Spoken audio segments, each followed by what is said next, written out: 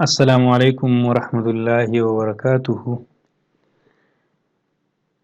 बहुत लंबे अरसे बाद आज मैं दोबारा आपको वेलकम कहता हूँ। कुछ अरसे तक मैंने कोई वो रिकॉर्डिंग नहीं की थी और न कोई लेक्चर अपलोड किया था, इसीलिए एक पूरे 2-3 महीने बाद मैं अपना लेक्चर रिकॉर्ड कर रहा हूँ। क्लास 9th के लिए मैंने जो लेक्चर्स का एक सीरीज़ शुरू किया था, इसमें हमने बात की थी गोल्जी कॉम्प्लेक्स तक हम पहुंचे थे और गोल्जी कॉम्प्लेक्स के आगे हिस्सा बाकी था। अभी मैंने सोचा कि गोल्जी कॉम्प्लेक्स को फर्स्ट ईयर और 9 दोनों की कंपोजिशन से पढ़ाएंगे और कुछ चीज़ें कॉम्प्लेक्स भी होंगी, लेकिन ये 9th वालों के लिए ज़्यादा मुअस्सर है, फर्स्ट ईयर वालों के लिए भी मुअस्सर है, लेकिन इतना ज़्यादा नहीं जितना 9th वालों के लिए। और इस दफ़ा हम पूरी डिटेल के साथ आ रहे हैं। इसके अलावा इस लेक्चर सीरीज में हम स्क्रीन रिकॉर्डिंग कर रहे हैं और स्क्रीन रिकॉर्डिंग से ही हम पढ़ाएंगे। तजुर्बा भी होगा आप सबका और मेरा, और बहुत कुछ सीखेंगे भी। मैं आपके सजेशंस का भी इंतज़ार करूंगा। So let's start with the Golgi complex. आपको गोल्जी कॉम्प्लेक्स का एक स्ट्रक्चर वो नज़र आ रहा है। इसमें गोल्जी अपरेटस को दिखाया गया है, ये वाला, ये थ्रेड्स लाइक स्ट्रक्चर के फॉर्म में मौजूद है। यहाँ पे ये भी आपको दिखाया गया है कलरफुल फॉर्म में। गोल्जी कॉम्प्लेक्स के है क्या एंड गोल्जी कॉम्प्लेक्स कब डेवलप हुआ, डिस्कवर हुआ। सो the Golgi apparatus is noticeable with both light and electron microscope. Light और इलेक्ट्रॉन माइक्रोस्कोप दोनों में ये नोटिस कर सकते हैं, आप इसे नोट कर सकते हैं, यानी आप इसे देख सकते हैं। और इसी गोल्जी अपरेटस को गोल्जी कॉम्प्लेक्स भी कहा जाता है, गोल्जी बॉडी भी इसे कहा जाता है, ये तीनों नाम है। और Golgi complex was first discovered by an Italian physician and Nobel laureate Camillo Golgi. Camillo Golgi ने 1898 में सबसे पहले इसी से डिस्कवर किया था। ये history of the Golgi body है।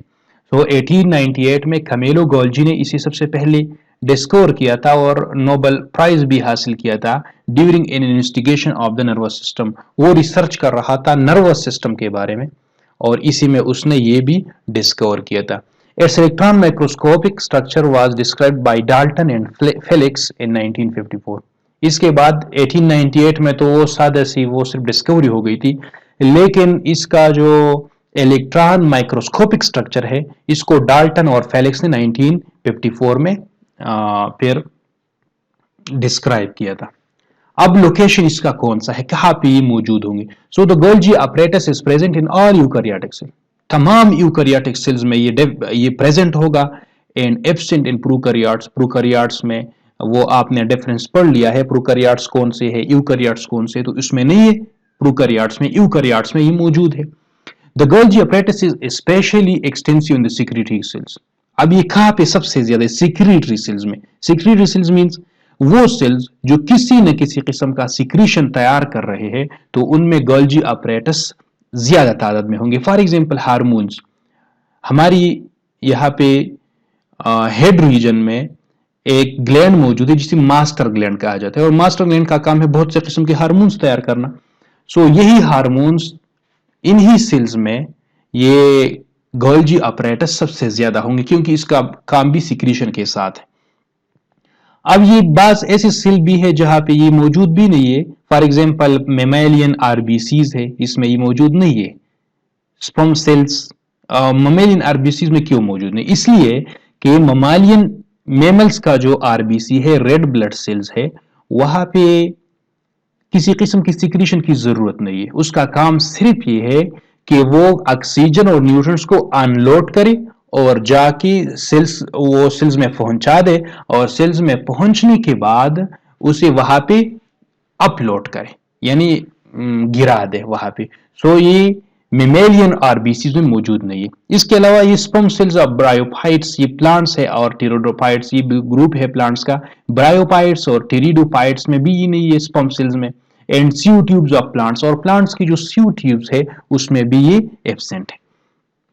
अब तादाद कितनी हो सकती है? सो असल में है वन लार्ज गोल्जी कम्प्लेक्स, एक बड़ा गोल्जी कम्प्लेक्स हो सकता है। गोल्जी कम्प्लेक्स इसी कहा जाए, गोल्जी बॉडी नहीं, यहाँ पे Golgi complex are several very small ones, या बहुत से स्मॉल गोल्जी बॉडीज भी हो सकते हैं। It occupies different position, different kinds of cell. अब ये सेल्स पे डिपेंड करता है कि कौन से सेल में ये किस लोकेशन पे मौजूद होंगे। इन सिक्रीटरी एंड एब्जॉर्प्टिव सेल्स, अब दो किस्म के सेल्स यहाँ पे स्पेसिफाई हो गए। एक है सिक्रीटरी सेल्स, यानी जिसका काम है सिक्रीशन। एब्जॉर्प्टिव सेल्स, एब्जॉर्प्शन जिसका काम है। It usually lies between the nucleus, ये न्यूक्लियस के दरमियान, न्यूक्लियस का मतलब है to one side of the nucleus ये मौजूद होता है। The invertebrate and plant cells usually have several small Golgi complex called dictyosome. Plants में और invertebrates में इसी Golgi complex की जगह dictyosome कहा जाता है, और ये throughout the cytoplasm from a nucleus to toward a cell membrane, ये न्यूक्लियर मेम्ब्रेन से लेकर सेल मेम्ब्रेन तक throughout the cytoplasm ये scattered होता है, तो इसी वजह से इसी dictyosome कहा जाता है। स्ट्रक्चर कैसा है? So this Golgi complex varies in size and form in different cell types, but usually has similar organization for any one kind of cell.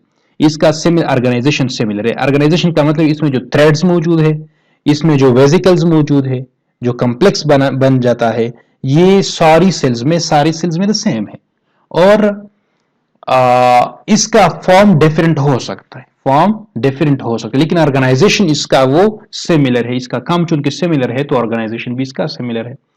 अब इलेक्ट्रॉन माइक्रोस्कोप के जरिए अगर इसे देखा जाए, so it has a central stack pile of parallel flattened and inter communicating sex. इसमें sex मौजूद है और वो सेक्स इस तरह एक दूसरे के साथ वो कनेक्शन बना रहे होते हैं। पैरेलल है, पैरेलल ये इसका मतलब है इस तरह नहीं है, ठीक है, इस तरह नहीं है, स्क्रीन पे आपको नजर आ रहा है, इस तरह नहीं है, ये पैरेलल है, इस तरह मौजूद है, पैरेलल एक दूसरे। दूसरा ये फ्लैटेंड है, ये इस तरह है, फ्लैटेंड, पैरेलल भी है और फ्लैटेंड भी है। अब एंटर कम्युनिकेटिंग, ये सेक इस सेक के साथ कम्युनिकेट कर रहा है, ये कम्युनिकेशन इसका मौजूद है, तो ये सेक्स या ये इसी सिस्टर्ना कहा जाता है। एक को सिस्टर्ना और ढेर सारी को सिस्टर्नी कहा जाता है। इसके अलावा पेरिफेरल ट्यूब्यूल्स भी मौजूद है। ये फॉर एग्जांपल ये सेक्स बन गया तो इसके साथ ट्यूब्यूल्स है, ये इसकी ट्यूब्यूल्स है, एंड वेजिकल्स, और इसके साथ छोटे छोटे गुब्बारे की शक्ल में वेजिकल्स थैली मौजूद है, इसे वेजिकल्स कहा जाता है। अब ये सिस्टर्ना क्या है? So the cisterna very in number from 3 to 7। Cisterna कितनी हो सकती है? ये फोल्ड्स कितनी हो सकती है? ये 3 से लेकर 7 एनिमल सेल में, और प्लांट सेल में ये 10 से लेकर 20 तक फोल्ड्स हो सकते हैं। ये एक फोल्ड बन गया, इस तरह दूसरा फोल्ड, तीसरा फोल्ड, इस तरह बहुत से फोल्ड्स है इसमें, usually equally spaced in the stack. अब इन दोनों स्टैक्स में, ये स्टैक और ये स्टैक, इन दोनों में जितना फासला है, इसी तरह का फासला दूसरे सेल्स के दूसरे स्टैक्स के दरमियान भी मौजूद है, यानी they are scattered with uniform distance. इनमें जो डिस्टेंस मौजूद है वो क्या है? वो यूनिफॉर्म है। Separate from each other by thin layer of intercisternal cytoplasm. अब यहां पे और यहां पे इनके दरमियान इंटरसिस्टर्नल, यानी ये सिस्टर्ना, ये सिस्टर्ना, इंटरसिस्टर्नल, दोनों सिस्टर्ना के दरमियान साइटोप्लाज्म का एक थिन लेयर, बहुत पतला लेयर भी मौजूद है, और इसी ने इन दोनों को एक दूसरे से इलाहिदा किया है। अब सिस्टर्ना में be flat but are often curved. ये फ्लैट हो सकते, ये इस तरह फ्लैट, लेकिन कर्व्ड है, कर्व्ड इस तरह, ये एक तरफ और दूसरी तरफ ये झुके हुए हैं। गोल्जी कॉम्प्लेक्स इसमें has a distinct polarity. Polarity means the two sides are, the two poles are different. Two different poles. The two poles are called cis phase and trans phase. एक है cis phase और दूसरा है trans phase. एक है convex और दूसरा है concave. So ये अगर स्टेक को इस तरह बनाया जाए तो ये इसका बन गया convex side. So it is trans phase. And this phase is toward cytoplasm, toward the cell membrane. इसका ये जो साइड बन गया, ये आपको नजर आ रहा है, ये साइड, तो ये साइड इसका सिस पे sorry trans face, concave side है ये इसका, तो ये दो साइड्स इसकी मौजूद है, और दोनों में सिस पेस को कहा जाता है दी रिसीविंग पेस शेप, और फेस सारी, और कनकेव साइड उसको ट्रांसपेस कहा जाता है, shipping department. So secretory material reach the Golgi complex from smooth endoplasmic reticulum. इसके साथ यहाँ पे smooth endoplasmic reticulum मौजूद है. इससे by the way of transport vesicle, the transport vesicle के जरिए इस पे वो secretions पहुंच जाती है, which bud up from this smooth endoplasmic. For example ये smooth endoplasmic reticulum है, so ये bud up यानी एक और इसके बाद दूसरा तीसरा इस तरह ये इसके साथ इससे इलाहिदा हो जाते हैं. And fuse with Golgi cisternae on the cis space, और सिस स्पेस पे वो इसके साथ कन्वेक्स जो साइड है, कन्वेक्स इसके साइड पे वो अटैच हो जाते हैं. अब ये from the trans face secrete vesicle arises that carry the process material to their destination. ये अब आगे कन्वेक्स जो साइड है, जो सिक्रीट वेसिकल का ट्रांसपेस है, कनकेव साइड है, वो इसके जरिए ये बड अप हो जाते हैं in the form of vesicles, और जहां इसका डेस्टिनेशन है इनसाइड द सेल भी हो सकता है और आउटसाइड द सेल भी हो सकता है, वहां पे पहुंच जाता है. नाउ दूसरा जो पार्ट है, एक तो पार्ट हो गया इसका सिस्टर्नी, दूसरा जो पार्ट है वो ट्यूब्यूल्स है. Small tube like pipe like structures भी मौजूद है. So small round tubules arise from the periphery of the cisterna. जो पेरिफेरी है सिस्टर्ना की, वहां से स्मॉल राउंड ट्यूब्यूल्स अराइज हो जाते हैं, और some of these enlarge at their ends to form vesicle, और बाद इसमें वेसिकल्स भी बनाते हैं, एनलार्ज हो जाते हैं और वेसिकल भी बनाते हैं. यानी ट्यूब है, एक लंबा ट्यूब है, लेकिन इसका आखिरी सिरा क्या बनाता है, वो बनाता है वेसिकल्स फॉर्म बनाता है. तीसरा जो पार्ट है वो वेसिकल है. पहला हमने पढ़ लिया कि पहला जो पार्ट है गोल्जी अपरेटस का, वो है सिस्टर्नी या स्टेक्स है. दूसरा पार्ट ट्यूब्यूल्स है, और तीसरा जो पार्ट है वो वेसिकल्स है. So the vesicle lie near the end and concave surface of the Golgi complex. ये कनकेव जो सरफेस है उसकी साइड पे ये मौजूद है. कनकेव जो सरफेस है इसकी साइड पे मौजूद है, एंड्स पे मौजूद है. So they are of two types. अब वेसिकल कितनी किस्म के, दो किस्म के हैं, स्मूथ और सिक्रीटरी वेसिकल. एक को कहा जाता है स्मूथ वेसिकल्स या सिक्रीटरी वेसिकल्स कहा जाता है, और दूसरे को कहा जाता है कोटेड वेसिकल्स और स्मूथ और सिक्रीटरी वेसिकल. अब all the Golgi elements are filled with the fluid the Golgi matrix. जितनी भी गोल्जी एलिमेंट्स है, गोल्जी एलिमेंट्स का मतलब है वेसिकल्स, ट्यूब्यूल्स और इस तरह जो सिस्टम हमने पढ़ ली, ये तीनों गोल्जी मैट्रिक्स एक फ्लूइड है और इससे ये भरे पड़े होते हैं. अब ये इसका सिस स्पेस आपको दिखाया जा रहा है, सिस स्पेस ये वाला, ये ऊपर वाला सिस स्पेस है और ये नीचे वाला ट्रांस स्पेस है. ये ट्रांस स्पेस है और ये cis space. So transport vesicle reaching from surface forming surface. ये वो फॉर्मिंग सरफेस है इसका, और ये कोई और बन रही है इसी तरह ये. अब ये जो ट्यूब्यूल जिसमें मौजूद है, ये वाले ये ट्यूब्यूल्स, उनकी हमने ये भी पहले भी पढ़ लिया यहाँ पे कि ये some of these enlarge at their ends, ये एनलार्ज होते, ये यहाँ पे एनलार्ज बन गए, बड़े हो गए हैं. स्वॉलन एंड्स है ट्यूब्यूल्स की, और ये ट्रांसपेस है. So secretory vesicle living mature face, ये मेच्योर फेस है, यहाँ से सिक्रीटरी वेसिकल जुदा हो जाएंगे. कोटेड वेसिकल, ये तीसरी किस्म के बन गए, दूसरे किस्म के बन गए कोटेड वेसिकल. ये सिक्रीटरी वेसिकल्स है और ये कोटेड है, किसी चीज से कोट हो गए हैं, सो कोटेड वेसिकल. और गोल्जी अराउंड ग्राउंड सब्सटेंस, इसका ग्राउंड सब्सटेंस है जिसे कहा जाता है मैट्रिक्स, और गोल्जी के स्टैक्स के दरमियान जो फासला है इसे कवर किया है small thin layer of cell cytoplasm. अब ये structure of the Golgi complex का रफ स्ट्रक्चर है, जो लाइसोसोम में जिस तरह सारी वो माइक्रोस्कोप में नजर आता है, वही ये ट्रांसफेज है और ये इसका सिस फेज है.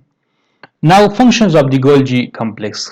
गोल्जी कॉम्प्लेक्स की फंक्शंस क्या है?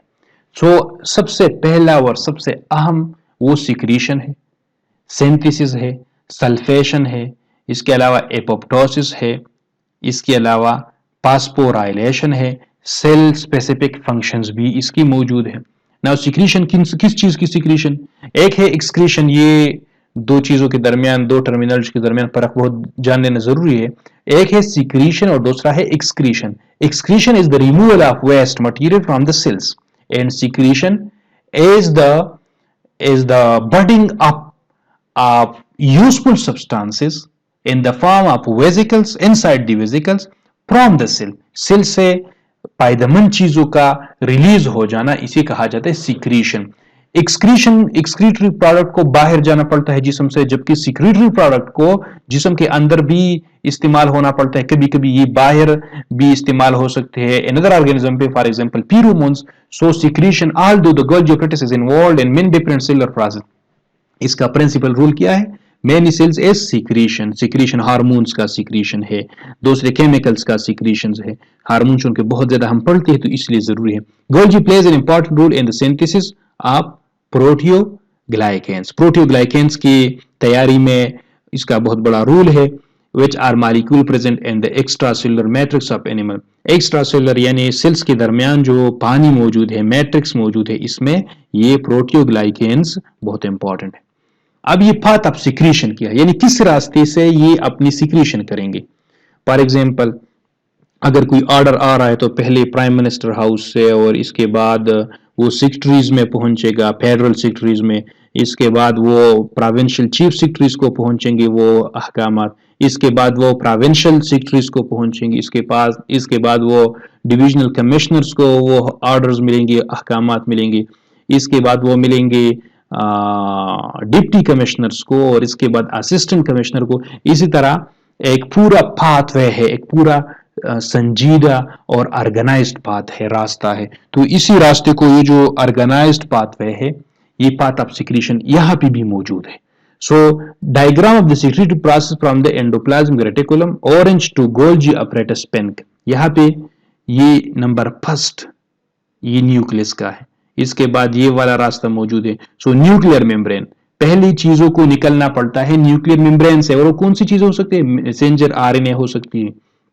इसके बाद न्यूक्लियर पोर, ये न्यूक्लियर पोर 2 नंबर पे जो मौजूद है न्यूक्लियर पोर है। न्यूक्लियस के न्यूक्लियर मेम्ब्रेन में कोई 4000 से लेकर 7000 तक पोर्स हो सके, सुराख हो सकते हैं। इसके बाद ये पहुंचे रफ एंडोप्लाज्मिक रेटिकुलम में, रफ एंडोप्लाज्मिक रेटिकुलम के बाद ये स्मूथ एंडोप्लाज्मिक रेटिकुलम में पहुंचते हैं, ये वाला स्मूथ एंडोप्लाज्मिक रेटिकुलम फोर्थ।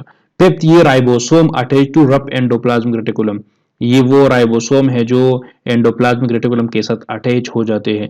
इसके बाद मैक्रोमॉलिक्यूल्स के शक्ल में ये बन जाते हैं, बड़े बड़े मॉलिक्यूल्स बन जाते हैं। इसके बाद ये ट्रांसपोर्ट वेजिकल्स की फॉर्म में बंद हो जाते हैं, ट्रांसपोर्ट वेजिकल्स की फॉर्म में ये बंद हो जाते हैं यहाँ पे। और इसके बाद गोल्जी apparatus में पहुंचते हैं। गोल्जी apparatus के कौन से फॉर्म में? Cis phase of the Golgi apparatus। फिर इसके बाद वो गोल्जी apparatus के मुख्तलिफ तहों के दरमियान इसकी वो मॉडिफिकेशंस होंगी, और इसके बाद पहुंचेंगे the trans face of the Golgi apparatus, trans face में पहुंचेगी, और इसके बाद cisternae of the Golgi apparatus में पहुंचेगी। इसी तरह ये आखिर में वेजिकल से सिक्रीशन हो जाएगी। तो ये in the form of vesicles ये बड अप हो जाएंगी, और जब बड अप हो जाएंगी तो इसके बाद ये अपने काम को सेल के अंदर या सेल के बाहर सरअंजाम दे सकेंगे। दूसरा जो काम है वो सिंथेसिस का है। So it is also major site of carbohydrate synthesis. Carbohydrate की तैयारी का बहुत वो एक लंबा प्रोसेस है, लेकिन जो सिंथेसिस है बुनियादी, बेसिकली जो सिंथेसिस ऑफ द कार्बोहाइड्रेट है वो साइट क्या है? वो गोल्जी apparatus है। This include the production of glycosaminoglycans, ये बनते हैं, GAGs बनते हैं, लॉन्ग अनब्रांच पॉलीसैकेराइड्स बनते हैं, which the Golgi then attached to a protein synthesized in the endoplasmic reticulum to form proteoglycan। इसके बाद इससे प्रोटियोग्लाइकेन बनाते हैं। Enzyme in the Golgi apparatus polymerize several of these GAGs via a xylose link onto the core protein। ये यहाँ पे जरूरत नहीं है इसकी एक्सप्लेनेशन की। जो सिंथेसिस का process, the Golgi apparatus is involved in the cell secretion, secretory vesicles are also shown which break off the membrane and transport material। ये secretory vesicles है, यहाँ पे ये पाथवे को बड़ा किया गया है। ये गोल्जी apparatus आपको नजर आ रहा है, ये secretory vesicles इसमें मौजूद है छोटे छोटे, और इन secretory vesicles ये 0.57 माइक्रोमीटर का जो फोटोग्राफ है इसे बड़ा किया गया है। इसके अलावा सल्फेशन इसका एक काम है। Sulfation means the addition of sulfates।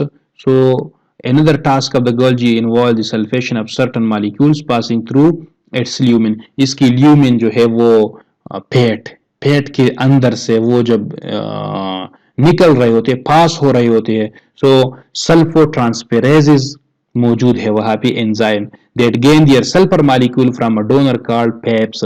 PEPs एक डोनर है, इससे वो सल्फर मॉलिक्यूल खींच लेते हैं। This process occurs on the gags of the proteoglycans as well as on the core protein. ये proteoglycans पे भी और core protein पे भी वाक़ हो जाते हैं. अब sulphation is generally performed in the trans-Golgi network. ये trans-Golgi network से ली गई है. The level of sulfation is very important to the proteoglycan signaling abilities as well as giving the proteoglycan its overall negative charge. इसका overall जो negative charge है वो भी इसी वजह से proteoglycans की वजह से मिलता है. एपोप्टोसिस. अब एपोप्टोसिस क्या है? सिर्फ दो किस्म की वो डेथ हो जाती है. एक को हम कहते हैं एपोप्टोसिस और दूसरे को नेक्रोसिस कहते हैं. नेक्रोसिस इज द एक्सीडेंटल और कैंसरस सेल डेथ. किसी मसले की वजह से अगर कोई बीमारी है, कोई एक्सीडेंट हो गई, कोई वो शॉक आ गई, तो इसी वजह से अगर सेल मर गई तो इसे कहते हैं necrosis. Apoptosis the programmed cell death. यानी अगर कोई सेल है वो अपनी पूरी उम्र इसने वो बसर की और इसके बाद बहुत ज़्यादा कमजोरी की वजह से वो मर गई, तो इसी एपोप्टोसिस कहा जाता है. अब गोल्जी ऑपरेटस का इसमें भी प्यूटेटिव रोल मौजूद है एपोप्टोसिस में, with several BCL2 family members. BCL2 एक फैमिली मेंबर्स उसके बहुत से वो इसमें इन्वॉल्व है, वहाँ पे मौजूद है. और as well as the to the mitochondria भी इसका एक रोल है इसमें. A newly characterized protein GAP, Golgi anti-apoptotic protein. ये एक नया रिकॉग्नाइज्ड है, characterized protein है, almost exclusively reside in the Golgi. ये Golgi में मौजूद है and protects cell from apoptosis by an as yet undefined mechanism. और एक mechanism है, अभी तक इसे define नहीं किया गया, इसे explain नहीं किया गया, लेकिन ये इसी apoptosis से बचाती है. एक और काम इसका है phosphorylation, और phosphorylation mean the addition of phosphate molecule. So in the form of ATP energy required है. ATP is important into the lumen of the Golgi utilized by resident kinases. Kinases वो एंजाइम मौजूद है, वो इसे utilise करते हैं. Casein kinase 1 और casein kinase 2. एक मॉलिक्यूल ऐसा भी है जो गोल्जी apparatus इसे फास्फोराइलेट करता है. एपोलिपोप्रोटीन है, which forms a molecule known as VLDL. VLDL molecule बनाते हैं, that is a constituent of blood serum. ये blood serum का एक हिस्सा है.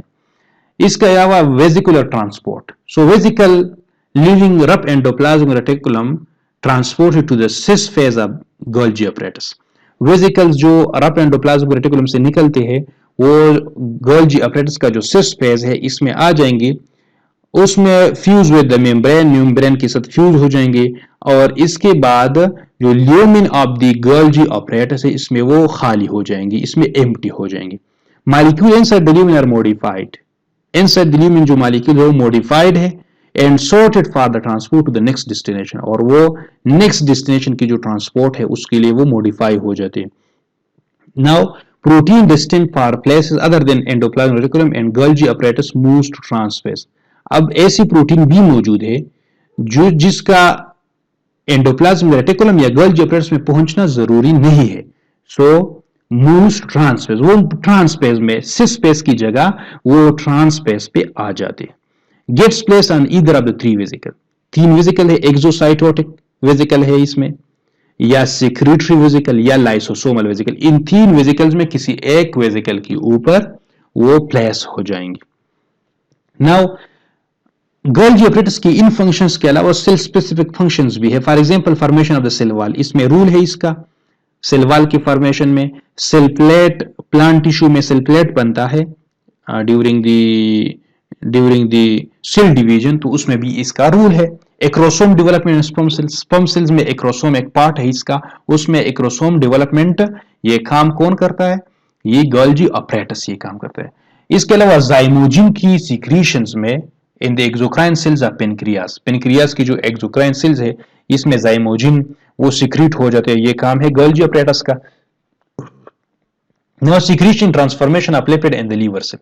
लीवर सेल्स में इसका रोल है सीक्रेशन और ट्रांसफॉर्मेशन ऑफ लिपिड्स में. इसके अलावा इसी तरह की सिमिलर सीक्रेटरी फंक्शंस है. ये ब्रूनर्स ग्लैंड सेल्स मौजूद है, ग्लैंड एक किस्म की ग्लैंड सेल्स है, अल्व्यूलर एपिथेलियम है, पेनिथ सेल्स है, कनेक्टिव टिश्यूज है. ये इसकी सेल स्पेसिफिक फंक्शंस है. नाउ जो हमने पढ़ा गोल्जी apparatus के बारे में। So Golgi apparatus is made of stack of membrane bound sacs. Membrane bound sacs इसकी स्टेक से बने होते हैं। एंडोप्लाज्म रेटिकुलम के तकरीबन तमाम चीजें ये रिसीव करती है, फिर ये वेजिकल्स बनाती है और सेल सरफेस तक वो वेजिकल्स की फॉर्म में अपनी सिक्रीशंस ले आती है। इसका काम है basically as a post office डक खाने का काम है इसका। प्रोटीन्स और लिपिड्स ये लेते हैं, इसे लेबल्स करते, इसके ऊपर लेबल लगाते हैं और इसे कुछ न कुछ मॉडिफाई करते हैं और फिर इसे वेजिकल्स की फॉर्म में इसे बंद करते हैं, पैकेजिंग इसका करते हैं और विद इन द बॉडी अपनी सेल्स में या विद इन द बॉडी दूसरी सेल्स में ये फिर पहुंच जाते। सो इसका बुनियादी काम एज अ पोस्ट ऑफिस है। Thank you.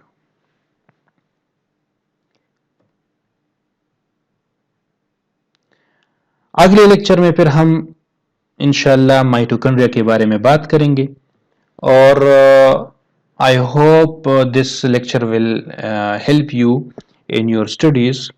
और अगर आपके पास कोई रिकमेंडेशंस, कोई सजेशंस हो तो हम हर वक्त अपनी लेक्चर्स में मॉडिफिकेशन के लिए तैयार रहते हैं। Thank you so much. Allah Hafiz. Hello everyone, इस लेक्चर के साथ जो गोल्जी apparatus का लेक्चर है इसके साथ मैं अटैच कर रहा हूँ ये दूसरा लेक्चर जो कि माइटोकॉन्ड्रिया के बारे में है। सो ये दोनों लेक्चर आप एक साथ सुन सकेंगे। इस लेक्चर में हम बात करेंगे माइटोकॉन्ड्रिया के बारे में और क्योंकि ये मैं अपना स्लाइड नहीं यूज कर रहा, ये स्लाइड है दीवी प्रिया सुगाथन का, MSc biochemistry and molecular biology, India की रहने वाली है, तो मैं इसे क्रेडिट यहां से ही दूंगा। माइटोकॉन्ड्रिया क्या है? So mitochondria is a double membrane bound organelle. ये एक सिंगल नहीं बल्कि डबल मेम्ब्रेन बाउंडेड ऑर्गेनेल है, यानी इसकी दो मेम्ब्रेन्स होंगी, एक दी आउटर मोस्ट मेम्ब्रेन और दूसरा the inner membrane. So outer membrane और इनर मेम्ब्रेन के दरमियान स्पेस भी मौजूद है। सो ये डबल मेम्ब्रेन का बना हुआ है और found in cytoplasm of eukaryotic cell. ये यूकैरियोटिक सेल्स के साइटोप्लाज्म में, यानी प्रोकैरियोट में ये नहीं होंगे बल्कि यूकैरियोटिक सेल्स की साइटोप्लाज्म में मौजूद होंगे। अब इसका जो नाम है इसका जरा ऑपरेशन करते हैं। So mito means thread, mito mean thread and chondrion mean granule like, chondrion mean granule like. So it is a thread and granular structure, thread like and granular structure, and it was first observed by Richard Altman। 1894 में सबसे पहले Richard Altman, तस्वीर आपको दिखाया गया है, उसने ये ऑब्जर्व किया था। The term mitochondria was coined by Carl Benda और ये PS वर्मा का जो बुक है इसमें मौजूद है। रिचर्ड आल्टमैन ने ऑब्जर्व किया था, लेकिन जो माइटोकॉन्ड्रिया का टर्म था ये इसी दिया था कार्ल बेंडा ने। कार्ल बेंडा ने इसे माइटोकॉन्ड्रिया का नाम दिया था। सो द टर्म माइटोकॉन्ड्रिया ये किसने दिया था? ये कार्ल बेंडा ने दिया था 1890 में, सिर्फ 4 साल का फर्क। अब they produce enzymes for the metabolic conversion of different chemicals, मुख्तलिफ केमिकल्स है उसकी मेटाबॉलिक कन्वर्जन के लिए ये काम करता है। Now mitochondria is also known as the power house of the cell. और ये एक आम सी बात है कि a cell is like a city. एक सेल की एग्जाम्पल ये एक शहर की तरह। पुराने जमाने में शहर के बाहर एक लंबी सी वो सर्कुलर फॉर्म में वो बाउंड्री वॉल होती है जिसे बैरियर कहा जाता है। सो अब ये बैरियर इसका काम है कि to control the inflow and outflow of different things, of humans, of animals etcetera.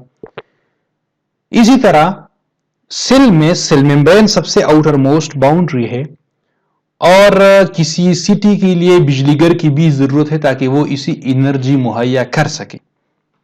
तो ये मुहैया करना, एनर्जी मुहैया करना, ये किसका काम है? ये माइटोकॉन्ड्रिया का काम है। तो इसे कहा जाता है the power house of the cell। Mitochondria are responsible for the conversion of nutrients into energy yielding molecule ATP। Mitochondria का काम है कि न्यूट्रिएंट्स को एटीपी में कन्वर्ट करे और एटीपी क्या है? It is the energy currency of the cell to fuel the cell activities, ताकि सेल एक्टिविटीज के लिए ईंधन मुहैया किया जाए, ताकि सेल एक्टिविटीज के लिए ईंधन मुहैया किया जा सके, तो इसीलिए ये इस्तेमाल होते हैं। अब the function known as aerobic respiration, इसका मतलब क्या बन गया कि इसका काम है to carry out aerobic respiration. is the reason mitochondria are frequently referred to as the powerhouse of the cell, और इसी वजह से इसी power house of the cell या सेल का बिजली घर कहा जाता है। अब एरोबिक रेस्पिरेशन में कौन से स्टेप्स है? ग्लाइकोलाइसिस इसमें है या ग्लाइकोलाइसिस कहा जाता है, क्रेब्स साइकिल इसमें मौजूद है, और इलेक्ट्रॉन ट्रांसपोर्ट चेन, ये 3 किस्म के रिएक्शन इसमें मौजूद है। अब ये जो 2 है ग्लाइकोलाइसिस, ये बाहर हो जाता है सेल साइटोप्लाज्म में, और ये जो क्रेब्स साइकिल है और इलेक्ट्रॉन ट्रांसपोर्ट चेन है, ये दोनों माइटोकॉन्ड्रिया के अंदर परफॉर्म होते हैं। नाउ ऑरिजिन ऑफ माइटोकॉन्ड्रिया क्या है, यानी माइटोकॉन्ड्रिया कहां से ओरिजिनेट हुआ? So mitochondria are derived from bacteria by a process termed as endosymbiosis. ये एक थ्योरी है, द एंडोसिम्बियासिस थ्योरी, और इस एंडोसिम्बियासिस थ्योरी के अंदर साइंसदानों का ख्याल है कि माइटोकॉन्ड्रिया ये बैक्टीरिया से ही डिराइव हुई है, और वो कौन सा प्रोसेस है जिसके जरिए ये डिराइव हुई? वो है the endosymbiosis process. So mitochondria arose about 2 billion years ago, तकरीबन 2 अरब साल पहले ये एरोज हो गई थी, साइंसदानों का ख्याल है। When a bacterium fused with an archaeal cell, archaea ये एक डोमेन है ऑर्गेनिजम्स का, सो बैक्टीरियम सेल्स वो आर्कियल सेल के साथ फ्यूज्ड हो गई, और इसने एस्टेब्लिश कर दिया एक symbiotic relationship with a primitive eukaryotic cell. पुरानी, वो बहुत पुराना प्रिमिटिव, बहुत पुराना यूकैरियोटिक सेल था, इसके साथ उसने सिम्बायोटिक रिलेशनशिप का मतलब है कि दोनों फायदे में होते, दोनों कंपोनेंट्स, दोनों पार्टनर्स फायदे में होंगे, किसी एक को फायदा, किसी दूसरे को नुकसान नहीं होगा, न दोनों को नुकसान होंगे, सो इसी सिम्बायोटिक रिलेशनशिप कहा जाता है। Of the closest extant relatives of the bacteria that give rise to mitochondria are Rickettsia.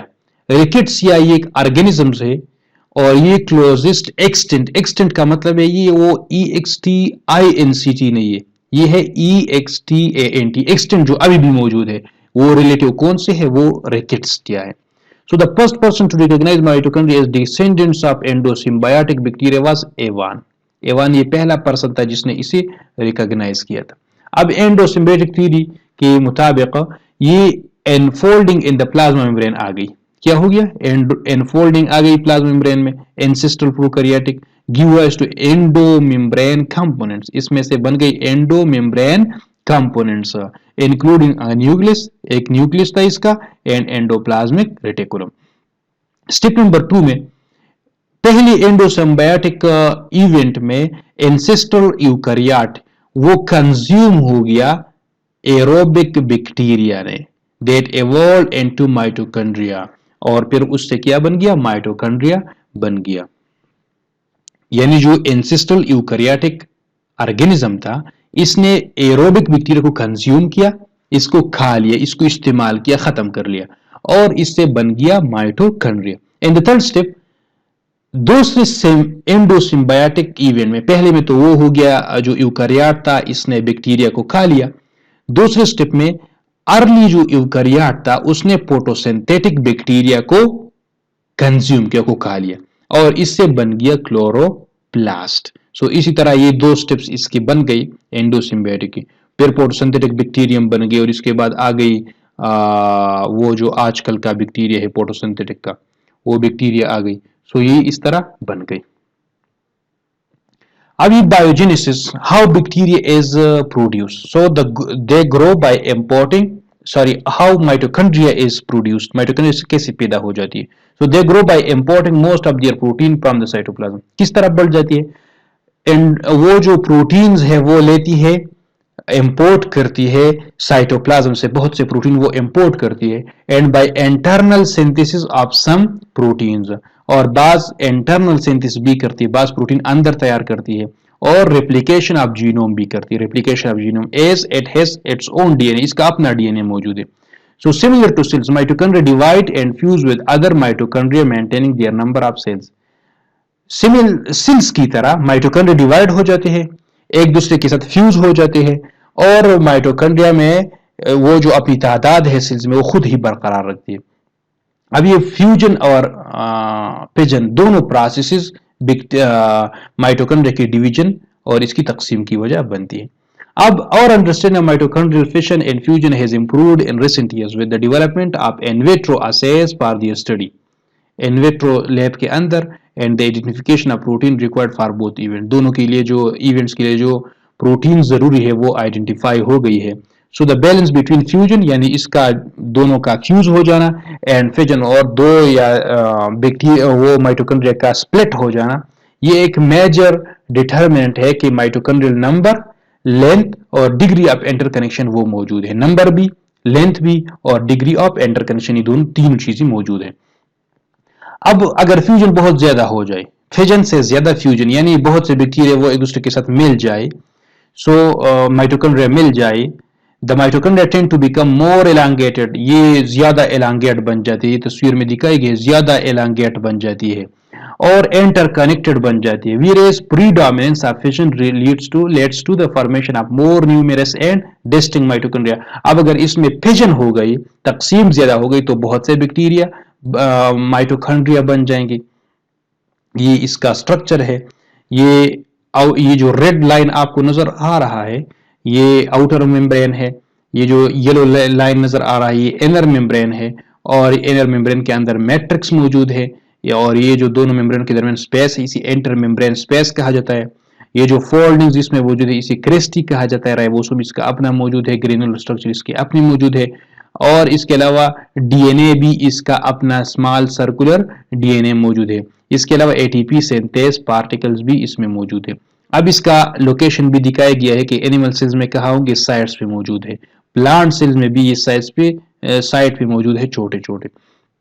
Morphology इसका स्ट्रक्चर कैसा है, सो साइज का है 0.05 से लेकर 1 माइक्रोमीटर तक इसमें रेंज में ये मौजूद है, और लेंथ इसका 1 से लेकर 10 माइक्रोमीटर लॉन्ग ये लेंथ इसका है। इसके अलावा ये शेप इसका बीन शेप्ड है, ये जो लूबिया कहा जाता है बीन शेप्ड इसका है, और it is elongated and thread like, elongated भी है और थ्रेड लाइक स्ट्रक्चर भी इसका है। नंबर इसका क्या है, so depends on type, size and functional state of the cell. Cell कौन सा है, अगर सिक्रीटरी सेल्स है या अगर ऐसे सेल है जिस तरह लीवर की सेल्स है जो बहुत ज्यादा एनर्जी की वहां पे जरूरत है, या अगर मसल सेल्स है तो मसल सेल्स को बहुत ज्यादा एनर्जी की जरूरत है, उनमें साइज, नंबर, तादाद भी बहुत ज्यादा। So it depends upon the functional state of the cell. For example in average liver cell contain around 1500 mitochondria, liver cell में तकरीबन 1500 माइटोकॉन्ड्रिया मौजूद। इसका स्ट्रक्चर, सो आउटर मेम्ब्रेन है इसका बाहर वाला, फिर इसके अलावा एंटर मेम्ब्रेन स्पेस है, फिर इसके बाद इनर मेम्ब्रेन है, इसके बाद क्रेस्टी है और इसके बाद मैट्रिक्स है। ये एक तरतीब से दी गई। So the outer and inner membrane is composed of phospholipid bilayer. ये इनर और आउटर ये फॉस्फोलिपिड बाइलेयर की बनी हुई है, और दूसरा प्रोटीन यानी फास्फोलिपिड्स और प्रोटीन से बने होते हैं। द टू मेम्ब्रेन है डिफरेंट प्रॉपर्टी, दोनों मेम्ब्रेन्स की प्रॉपर्टीज डिफरेंट है। आउटर वाले की डिफरेंट प्रॉपर्टीज है as compare to the inner membrane. ये आउटर मेम्ब्रेन दिया गया है, इसके बाद इनर मेम्ब्रेन दिया गया है, इसके बाद एंटर मेम्ब्रेन स्पेस भी दिया गया है, मैट्रिक्स भी दिखाया गया है और क्रेस्टी भी यहाँ पे मौजूद है। So outer membrane simple phospholipid bilayer, ये जिस तरह दूसरे मेम्ब्रेन्स हैं इसी तरह फॉस्फोलिपिड बाइलेयर है। इट एनक्लोजेस द माइटोकॉन्ड्रिया, इसका काम क्या है, माइटोकॉन्ड्रिया को इसने एनक्लोज किया है, बंद किया है। Contain large number of integral protein structure called porins, इसमें प्रोटीन स्ट्रक्चर्स मौजूद है, इंटीग्रल प्रोटीन है और इसे कहा जाता है पोरीन्स। पोरीन का काम क्या है, so molecules to freely diffuse from one side of the membrane to the other, इसका काम है कि बाहर से मॉलिक्यूल्स अंदर की तरफ आ जाए और अंदर की तरफ से बाहर की तरफ चले जाए, तो इसका काम है। पोरीन्स पास मॉलिक्यूल लेस देन 5000 डाल्टन, कि किस तरह मॉलिक्यूल, ये डाल्टन इसका यूनिट है मॉलिक्यूल्स का साइज का, और 5000 डाल्टन से अगर कम साइज वाले हो तो ये पास हो जाएंगे, अगर ज्यादा हो तो ये पास नहीं होंगे। आयंस है, न्यूट्रिएंट मॉलिक्यूल्स है, एटीपी, एडीपी, ये पास हो सकते हैं। Outer mitochondrial membrane is composed of about 50% phospholipids by weight, इसमें फॉस्फोलिपिड बाय वेट 50% होंगे, and contain a variety of enzyme, और इसमें बहुत से एंजाइम्स भी मौजूद हैं। It is also known as, अब जो दूसरा है वो एंटर मेम्ब्रेन स्पेस है, so it is also known as perimitochondrial space, इसे पीरी माइटोकॉन्ड्रियल स्पेस भी कहा जाता है। The outer the space between inner membrane and outer membrane, inner membrane और आउटर मेम्ब्रेन में स्पेस मौजूद है, और इसी स्पेस को कहा जाता है पीरी माइटोकॉन्ड्रियल स्पेस या enter membrane space. It has high proton concentration, proton इसमें बहुत यानी H+, प्रोटॉन इसमें बहुत ज्यादा होंगे। The space between inner and outer membrane is approximately 70 angstrom, ये एंगस्ट्रॉम इसका लेंथ है, इतना 70 एंगस्ट्रॉम इसका लेंथ है। ये दोनों मेम्ब्रेन इसी फासले पे मौजूद हैं। अब ये जो आउटर मेम्ब्रेन है ये फ्रीली परमिएबल है स्मॉल मॉलिक्यूल्स के लिए। The concentration of small molecules such as ions and sugars in the intermembrane space is same as that of cytosol, क्योंकि यहाँ से ये जो बाहर वाला आउटर मेम्ब्रेन है वो फ्रीली मॉलिक्यूल्स को ट्रांसपोर्ट करता है जिसकी साइज वो 5000 डाल्टन से कम हो, तो इसी वजह से आयंस और शुगर्स वगैरह ये इनर मेम्ब्रेन स्पेस में जितने होंगे साइटोसोल में भी इसी तरह होंगे, यानी साइटोसोल साइटोप्लाज्म और इसमें फर्क नहीं होगा। अब इसमें जो प्रोटीन मौजूद है वो एटीपी सिंथेसिस इसका काम है। ये इनर मेम्ब्रेन स्पेस में ये सिर्फ ऑक्सीजन के लिए, कार्बन डाइऑक्साइड के लिए और H2O के लिए फ्रीली परमिएबल है, यानी जो आउटर मेम्ब्रेन स्पेस था वो 5000 डाल्टन से कम वजन वाली हर चीज को इजाजत देती थी ताकि वो आ जाए इनर मेम्ब्रेन स्पेस में। लेकिन ये जो इनर मेम्ब्रेन है, यानी अगर कोई चीज आ गई इनर मेम्ब्रेन स्पेस में, एंटर मेम्ब्रेन स्पेस में आ गई, तो अब इसी पास होने के लिए कि वो माइटोकॉन्ड्रियल मैट्रिक्स में पहुंचे, जो शर्त है वो क्या है, वो ये है कि या तो वो ऑक्सीजन होगा या कार्बन डाइऑक्साइड होगा या वाटर, इसके अलावा कोई मॉलिक्यूल ये इस मेम्ब्रेन को, इस इनर मेम्ब्रेन को क्रॉस नहीं कर सकते। Now the inner mitochondrial membrane contain protein, इसमें प्रोटीन मौजूद है that perform redox reaction oxidative phosphorylation, वो कौन सी रिएक्शन करते हैं, रिडॉक्स रिएक्शन करते हैं ऑक्सीडेटिव फास्फोराइलेशन। एटीपी सिंथेस मौजूद है, ट्रांसपोर्ट प्रोटीन मौजूद है, प्रोटीन इंपोर्ट मशीनरी इसमें मौजूद है, mitochondria fusion and fission protein, ये तमाम चीजें ये इनर मेम्ब्रेन माइटोकॉन्ड्रियल मेम्ब्रेन में मौजूद होंगे। अब इसके अलावा सेवरल एंटी पोर्ट सिस्टम्स यहाँ मौजूद है। पोर्ट सिस्टम यानी चीजों को आर पार ले जाना, exchange of anions between the cytosol and mitochondrial matrix, anions का वो इजाजत देना, ये F1 पोर्शन है, इसे कहा जाता है 8 to 9 नैनोमीटर इसका वो साइज है। इसके बाद F0 पोर्शन है, पार्टिकल बी का 3.3 नैनोमीटर वाइड है, 4.8 नैनोमीटर उसका लेंथ है। तीसरा जो पार्ट है वो है cristae, so these are folds of inner mitochondrial membrane, ये फोल्ड्स है इसमें, और ये एक्सपेंड इट्स सरफेस एरिया, ये सरफेस एरिया को एक्सपेंड करता है, ज्यादा करता है, enhancing its ability to produce ATP, और एटीपी प्रोडक्शन की वो जो एबिलिटी वो ज्यादा करती है। स्टार्क पार्टिकल और इनर मेम्ब्रेन स्पीयर्स भी मौजूद, स्पीयर्स ये जो आपको डॉट ये नजर आ रहा है पिंक कलर, इसी को कहा जाता है, इसी तरह के वो मेम्ब्रेन स्पीयर्स मौजूद हैं। So crista is covered with this inner membrane spheres called stalk particles और नॉब्स और हेड्स, इसी नॉब्स या हेड्स या स्टार्क पार्टिकल कहा जाता है, इससे ये कवर होते हैं। जो अगला पार्ट है वो मैट्रिक्स है, so it is the space enclosed bye inner membrane, inner membrane ने जो स्पेस वो इनक्लोज किया है इसी कहा जाता है matrix. So it has gel like consistency, ये जेल लाइक है, कंसिस्टेंसी इसकी जेल की तरह है, ये डेंस भी, डेंसिटी भी जेल की तरह है, और होमोजीनियस, हेट्रोजीनियस नहीं, यानी इसमें कोई आपको दो अलग अलग हिस्से, दो अलग अलग पार्ट्स, दो अलग अलग पार्टिकल्स नजर नहीं आएंगे, बल्कि होमोजीनियस है। अब इसमें contains 2/3 of the total protein of mitochondria, यहाँ पे अगर माइटोकॉन्ड्रिया की 3 प्रोटीन है, के अंदर 3 प्रोटीन है, तो इनमें 2 प्रोटीन वो मैट्रिक्स के अंदर होंगे, यानी 2 और 3 of the total proteins are present inside the matrix.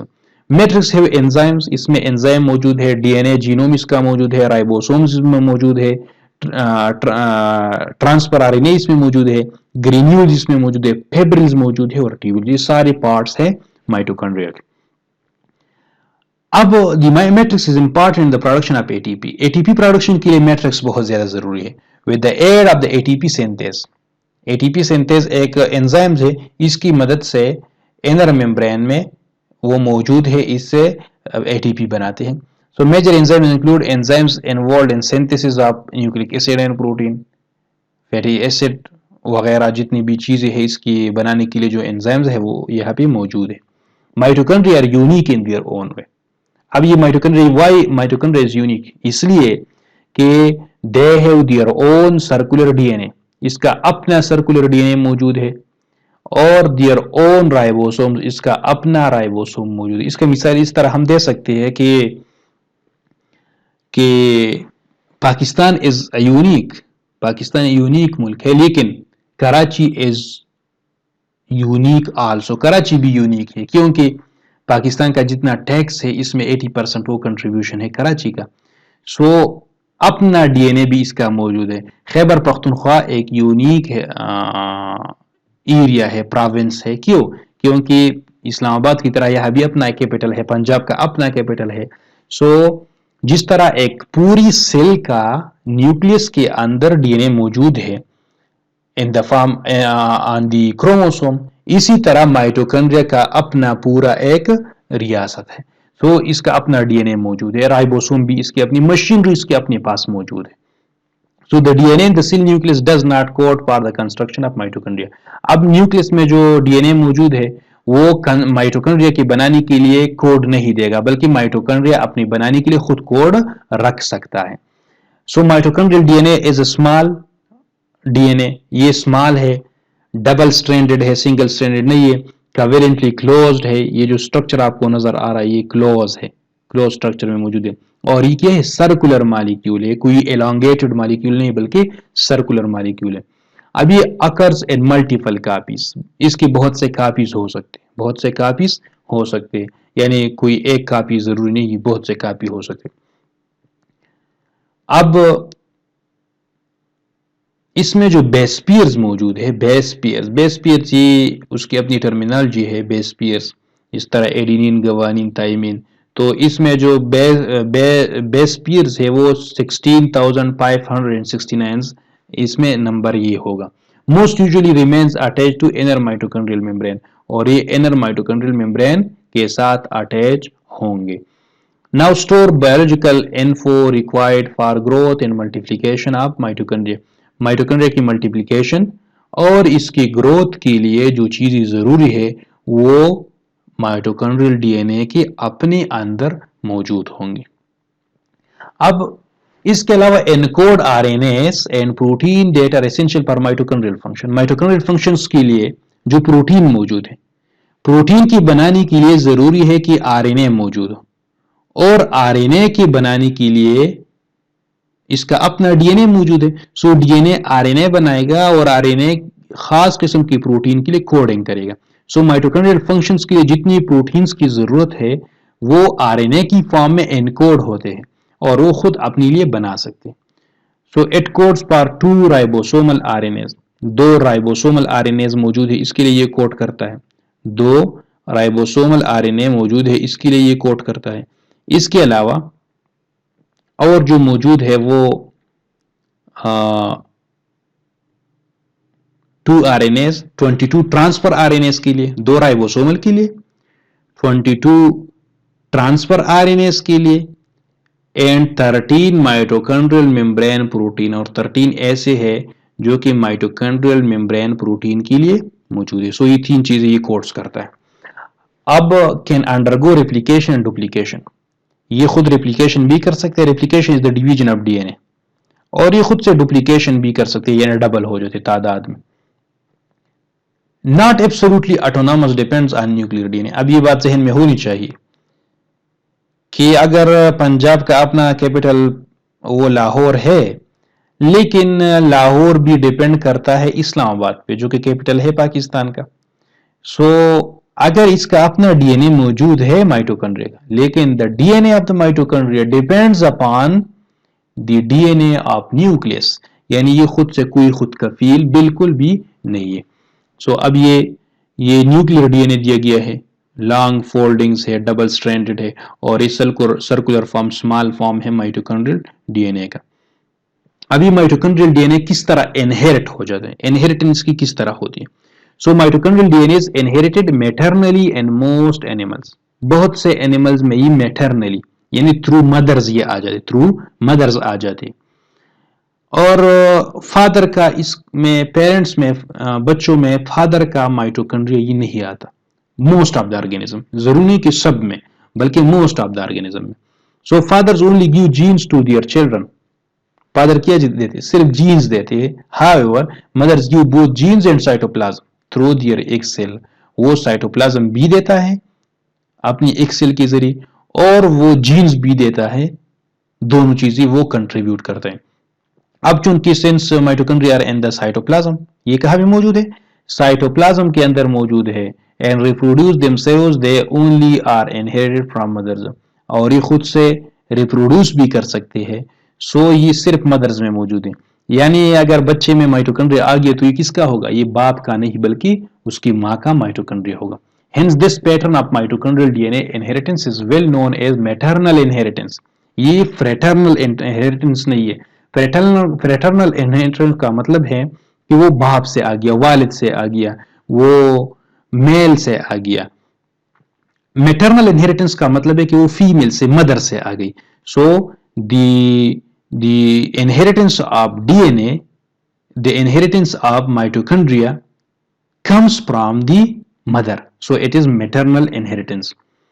now इसके जरिए geneticist have used this curious feature, इसको इस्तेमाल किया है जेनेटिसिस्ट ने, जेनेटिक्स के साइंसदान ने इसे इस्तेमाल किया है, और इसके जरिए वो इवोल्यूशनरी पाथवे भी मालूम कर सकते हैं, कहाँ से फिर आगे जा सकती है।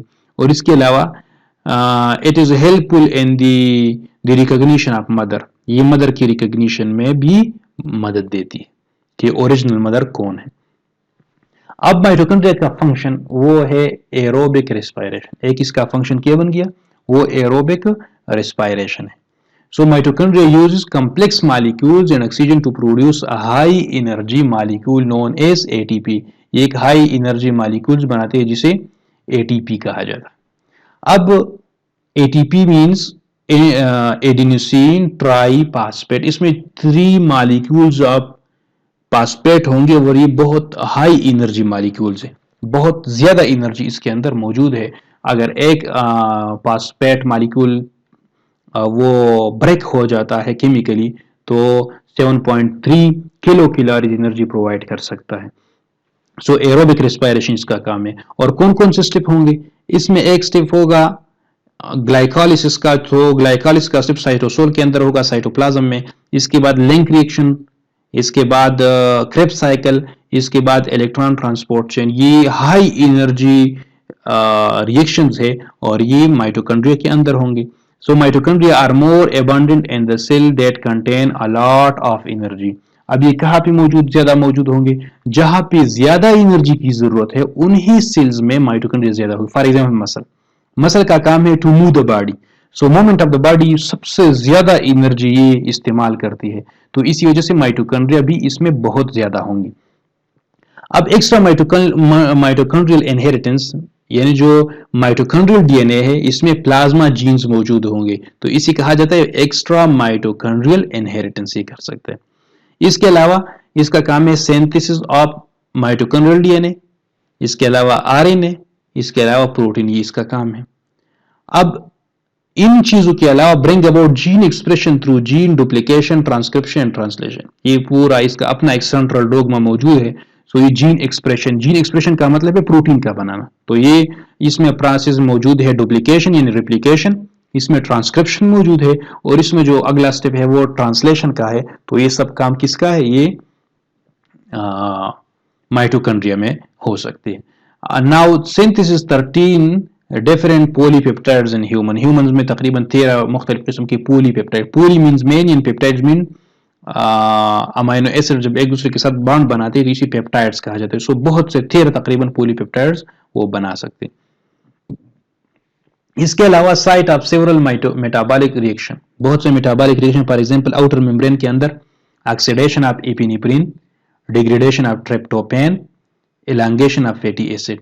ये आउटर मेम्ब्रेन में ये काम होंगे। इनर मेम्ब्रेन में ऑक्सीडेटिव फास्फोराइलेशन होगा। मैट्रिक्स के अंदर Krebs cycle, beta oxidation, detoxification of ammonia in urea cycle और स्टोरेज ऑफ कैल्शियम आयन, ये मैट्रिक्स के अंदर होंगे। ये पूरा एक ग्लाइकोलाइसिस के जरिए ग्लूकोज अंदर आ जाएगा, एसिटाइल को एंजाइम, ये लिंक रिएक्शन है, फिर ये शामिल हो जाएगा इनटू क्रेब्स साइकिल। इसके बाद electron carriers, electron transport chain और आखिर में एटीपी बनाएगा, 6H2O ये आखिर में मिल जाएंगे। तो ये आउटर मेम्ब्रेन है, ये अंदर की तरफ मैट्रिक्स है, ये इनर मेम्ब्रेन है, ये आउटर मेम्ब्रेन, ये इनर मेम्ब्रेन, ये मैट्रिक्स, H+ पार्टिकल्स, इसे हमने कहा था प्रोटॉन्स बहुत ज़्यादा मौजूद है। NADH NAD में कन्वर्ट होगा, ऑक्सीजन H2O में कन्वर्ट होगा। ये पूरा एक प्रोसेस है जो कि माइटोकॉन्ड्रिया करेगा, माइटोकॉन्ड्रिया के अंदर होंगे। अदर फंक्शंस क्या है? So production of heat, non shivering thermogenesis. एक है शेवरिंग थर्मोजेनेसिस, यानी बॉडी पे वो जो शेवरिंग आ जाती है जिसका काम है हीट प्रोडक्शन। सो ये भी हीट प्रोडक्शन करता है, लेकिन ये नॉन शेवरिंग है, शेवरिंग वाला नहीं है। Role in apoptosis, programme cell death में इसका एक रूल है और ये बहुत ज्यादा अहम रूल है। इसके अलावा synthesis of oestrogen and testosterone, दो बहुत अहम हार्मोन्स, सेक्सुअल हार्मोन्स है, इसमें ये सिंथेसिस का ये फंक्शंस है माइटोकॉन्ड्रिया का। अब इसके अलावा rule in neurotransmitter metabolism, neurotransmitters वो नर्वस सिस्टम में जो केमिकल्स इस्तेमाल होते हैं इसे न्यूरोट्रांसमीटर कहा जाता है और ये इसका एक रूल है इसके मेटाबॉलिज्म में। कोलेस्ट्रॉल की मेटाबॉलिज्म में इसका रूल है, cholesterol as a type of lipid, so इसमें भी एक रूल है इसका। Rule in the heme synthesis, जो हीम पार्ट है इसका वो हेमोग्लोबिन का, इसमें इसका एक रूल है। Role in cellular proliferation, cell के अंदर किसी चीज का जाना बाहर आना, प्रोलिफरेशन, तो इसमें भी रूल है। इसमें एक डिसऑर्डर है जिसे कहा जाता है माइटोकॉन्ड्रियल डिसऑर्डर। अगर माइटोकॉन्ड्रिया खराब हो जाए तो इसे कहा जाएगा माइटोकॉन्ड्रियल डिसऑर्डर। सो माइटोकॉन्ड्रियल डिसऑर्डर के लिए की वजह से माइटोकॉन्ड्रिया खराब हो जाती है। सो म्यूटेशन इन जीन्स किस वजह से होंगे? म्यूटेशन इन जीन होंगे, जीन्स में कुछ किस्म की म्यूटेशंस होंगी पर माइटोकॉन्ड्रियल प्रोटीन, माइटोकॉन्ड्रियल प्रोटीन के लिए। अब ये encode by both mitochondrial DNA. ऐसी जो बीमारी आ जाती है माइटोकॉन्ड्रियल डिसऑर्डर या म्यूटेशन, सो ये माइटोकॉन्ड्रियल डीएनए या न्यूक्लियर डीएनए दोनों में अगर किसी किस्म की वो म्यूटेशन आ गई, म्यूटेशन हम कहते हैं any change in the sequence of amino acids, in the sequence of nucleotides की सीक्वेंस में अगर एडेनिन थाइमिन ग्वानिन खराब हो गई तो इसे कहा जाता है म्यूटेशन। डिलीशन आ सकता है, इसमें इंसर्शन एडिशन आ सकता है। सो अगर न्यूक्लियर डीएनए या माइटोकॉन्ड्रियल दोनों में कहीं किस्म की खराबी आ गई, so it causes strokes, cardiomyopathy, neuropathy और हियरिंग लॉस, ये मुख्तलिफ किस्म की बीमारी हो सकती है। इसके अलावा आपको मैं एक तस्वीर दिखाऊं, वो जो मौजूद है इसमें, ये तो आपने देख लिया। सो माइटोकॉन्ड्रियल जो डीएनए मौजूद है, दोनों किस्म की बीमारियां इसमें आ सकती है। यह तस्वीर में ये दिखाया गया है, ज़रा ये खुल जाए। ये जो एंडोसिम्बियन थ्योरी है, एंडोबायोन्ट थ्योरी, ये भी आप सर्च कर सकते हैं यहाँ से। ये सीरियल एंडोसिम्बायोटिक थ्योरी भी कहा, सिम्बायोजेनेसिस भी कहा जाता है। और ये यूकैरियोटिक सेल्स की बनाने के लिए जो, यानी यूकैरियोटिक सेल्स किस तरह आ गई इनटू एग्जिस्टेंस, तो इसकी एक थ्योरी है, ये आप भी सर्च कर सकते हैं माइटोकॉन्ड्रिया के केस में। ये न्यूक्लियर डीएनए और माइटोकॉन्ड्रिया दोनों का एक जायजा दिया गया है और यहाँ पे ये इसमें भी दिया गया था।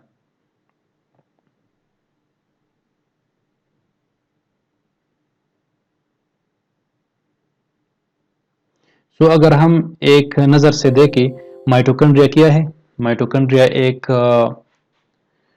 एक डबल मेम्ब्रेनस बॉडी है और ये यूकैरियोटिक सेल्स में मौजूद होंगे, ये प्रोकैरियोटिक सेल्स में एब्सेंट है। माइटो का मतलब है थ्रेड एंड कॉन्ड्रियल का मतलब है granule like, so it is a thread like granular structure.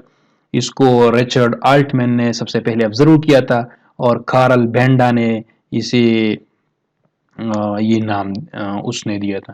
सो अगले लेक्चर में फिर हम मज़ीद ऑर्गेनील के बारे में बात करेंगे। तब तक के लिए अल्लाह हाफ़िज़।